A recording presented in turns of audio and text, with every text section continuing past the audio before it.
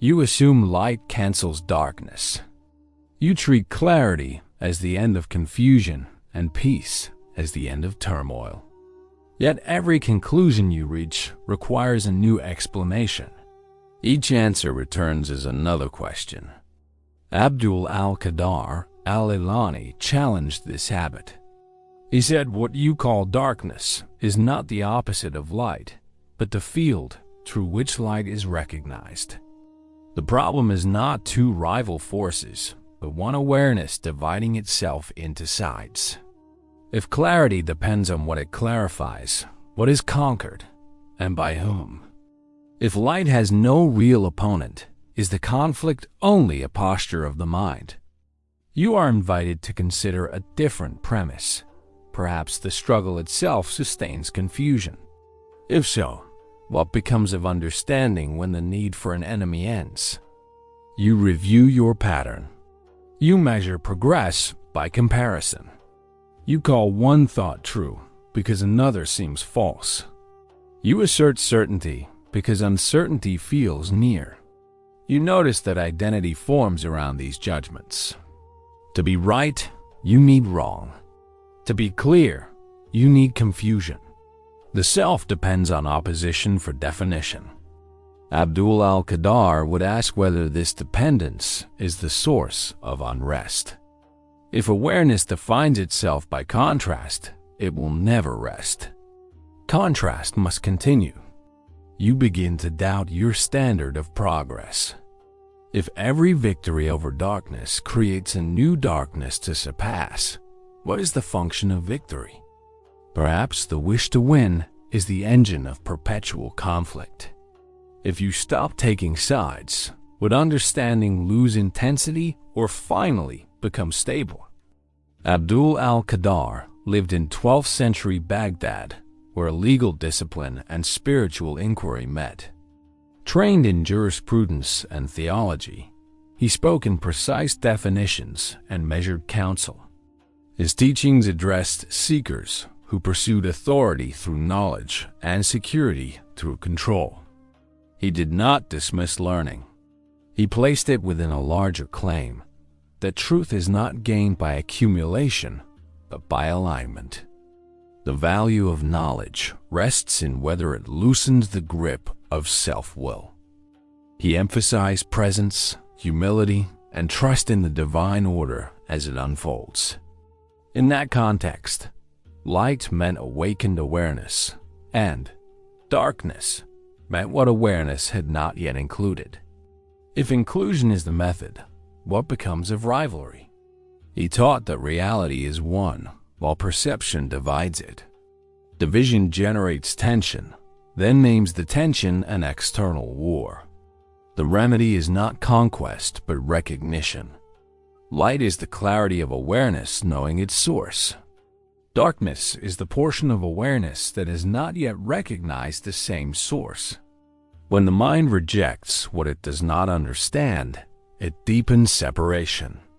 When the mind receives what it does not understand, understanding expands. He called this surrender, allowing truth to define itself without your demand that it match preference. In surrender, the will does not disappear. It coincides with what is real. If alignment is possible, does certainty require opposition, or can certainty mature as agreement? You see how knowledge can become possession. A concept stabilizes anxiety, so you cling to it.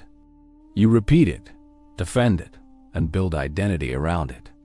The concept that once clarified now conceals. It protects a self-image rather than revealing truth. You sense the pressure of maintenance. To preserve being right, you must keep producing wrong. Abdul Al Qadar named this a subtle arrogance. The mind uses light to secure itself. But the more you defend your insight, the more brittle it feels.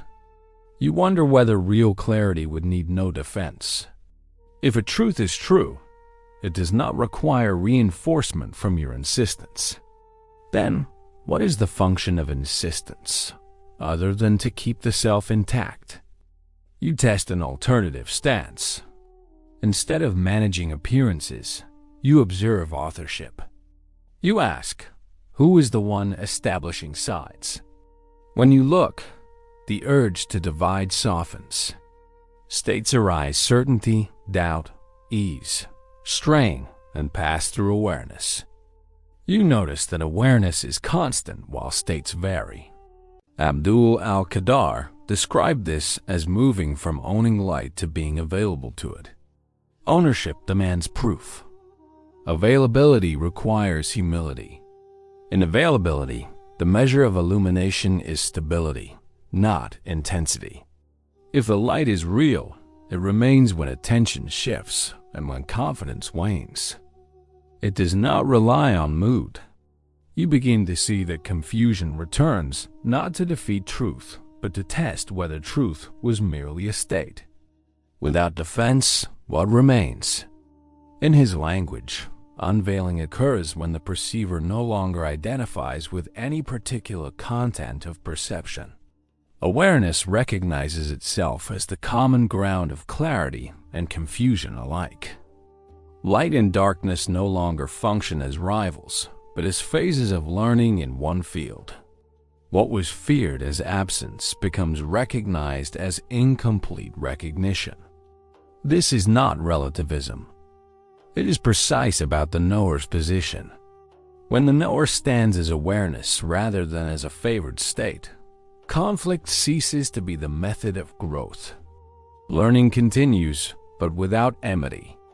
Light expands by integration. Darkness reduces as integration proceeds. What then is conquest? It is the end of the need to conquer. If there is no enemy, what is victory? You sit with a simpler truth. Judgment multiplies separation. You labeled moments as sacred or ordinary, thoughts as elevated or base, states as blessed or rejected. You needed these labels to control experience, but the labels kept you outside the event of understanding. Abdul Al Qadar advised impartiality. He did not mean apathy. He meant seeing without the distortion of preference. In impartiality, you do not suppress discernment. You remove anxiety from discernment. Right action emerges without hostility. You consider this. When awareness does not take sides, each state becomes a teacher. Confusion teaches patience. Clarity teaches responsibility. If every state can teach, what grounds remain for contempt? When contempt dissolves, what becomes of the one who needed opponents? You ask how to live this. Begin where division appears. Notice the reflex to compare, to defend, to perform understanding. Pause the reflex.